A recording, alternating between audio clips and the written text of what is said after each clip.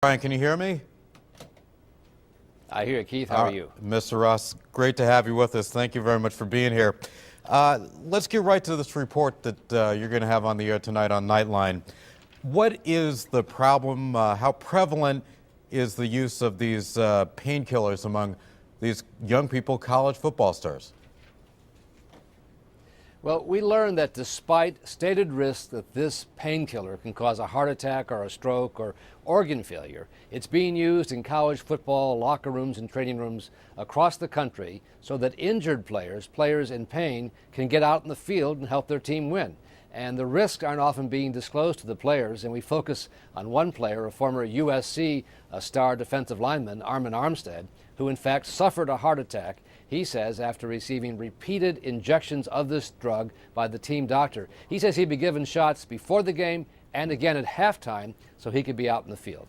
What is the name of this drug, and has this been used on a professional level and it's just now getting to the college ranks?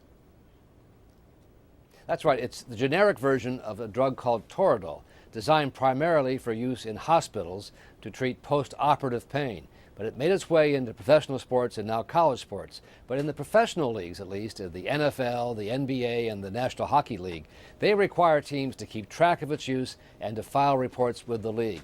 The NCAA has no such requirement. They don't track it or regulate it, and they frankly are clueless about how widespread its use is or the possible dangers. Does this all really come down to money and these schools wanting to get these kids back on the field in these big games?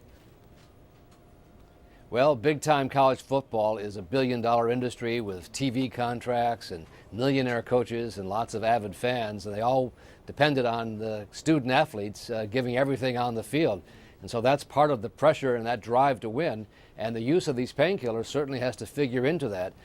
That's the pressure they're under to get the big players, the best players on the field, and a lot of macho stuff that goes on, but Armin Armstead was like that until he had his heart attack, and now he says, I wish I had just rested my shoulder instead of having these painkillers shot into me so I could play. Now, tell me a little bit more about this young man. This was a USC football player. This is one of the biggest programs in the country, and he was suffering from what and then given the drug? First an ankle pain, he said he couldn't play with a bad ankle, and then a shoulder pain. Both cases he got the shot of the painkiller, and he says he felt superhuman. The pain completely disappeared. He felt he could do anything, had great games, lots of sacks on the field, tackled the quarterback, and all thanks to the drug. Only later did he suffer the consequences. Does the NCAA not know about this situation, or are they just turning a blind eye to it? Well, it's not clear. They didn't seem to know much when we tried to talk to them. Nobody from the NCAA would agree to come on our program to talk about it. And they said they hadn't even considered whether they should look into it, whether they should investigate it, require reports from the teams as the pro leagues do. So frankly, they just seem clueless about it and not that interested in it. Brian, any idea how many other players have been affected adversely by this drug? Hard to know. This is really one of the little secrets of college football that doesn't get out much beyond the locker rooms. These are players, young men who want to play. It's not just the team wants them to play. They do want to play, and in many cases, their whole future and their careers depend on them playing. So they have their own internal pressures for wanting to play. And certainly Armin Armstead is not saying that he turned down the drug and they made him take it. He wanted to play. He wanted the pain to go away.